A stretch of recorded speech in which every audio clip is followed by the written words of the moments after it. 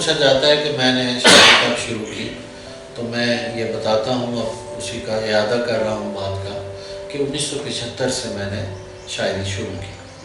تو اس طرح تقریباً مجھے شعر کہتے ہوئے 45 برس گزر گئے، اور ابھی تک میں اسی کوشش میں ہوں کہ شعر کہوں اور ایسی شاعری کروں جو ماضی، حال اور مستقبل تینوں زمانوں کو اپنے اندر رکھتی ہو، جو تینوں زمانوں میں جسٹیفائڈ شاعری، ایسی شاعری ہونی چاہیے۔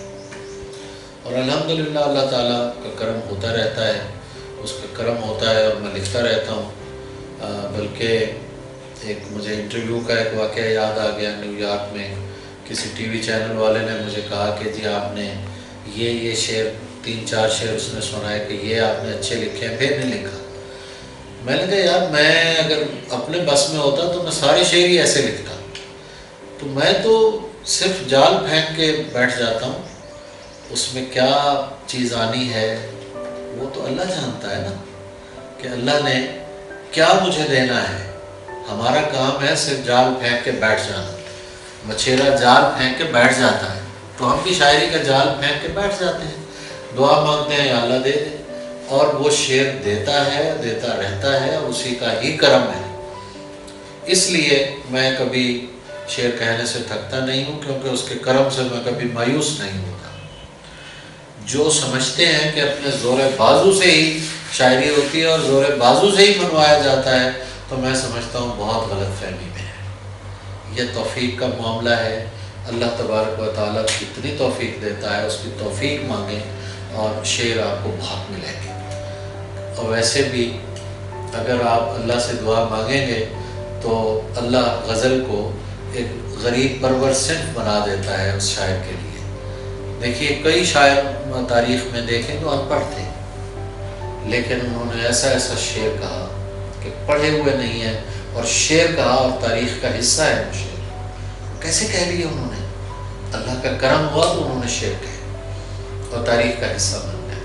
بہت سے پڑھے لکھے ایسے شاعر میں جانتا ہوں جنہوں نے اگر ان سے گفتگو کریں تو دنیا جہان کی کتابیں پڑھ رکھی ہیں، شاعری پہ بہت زور لگاتے ہیں، اپنا علم گسیڑنے کی کوشش کرتے ہیں، لیکن توفیق نہیں ہوتی، اس لیے شعر نہیں بنتا۔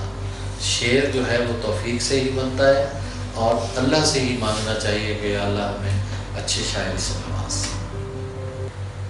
دوست جانتے ہیں کہ میں اپنی تازہ شاعری فیس بک پہ بہت کم لگاتا ہوں۔ کسی مشاعرے کی کوئی ویڈیو کوئی دوست بھیج دے تو میں اسے شیئر کرتا ہوں۔ میری ویڈیوز کو عام کرنے میں عمیر مشتاق کے چینل نے بہت کام کیا ہے، اور اب میں نے یہ فیصلہ کیا ہے کہ آئندہ میری جتنی بھی تازہ شاعری ہوگی وہ سب سے پہلے عمیر مشتاق کے چینل پہ میں ریکارڈ کراؤں گا، اور تمام میرے چاہنے والے جتنے بھی ہیں وہ اگر میری تازہ شاعری سننا چاہتے ہیں تو عمیر مشتاق کے چینل کو سبسکرائب کریں، اور پھر اپنی رائے سے نوازیں اور اپنی دعاؤں میں یاد رکھیں۔ بہت شکریہ۔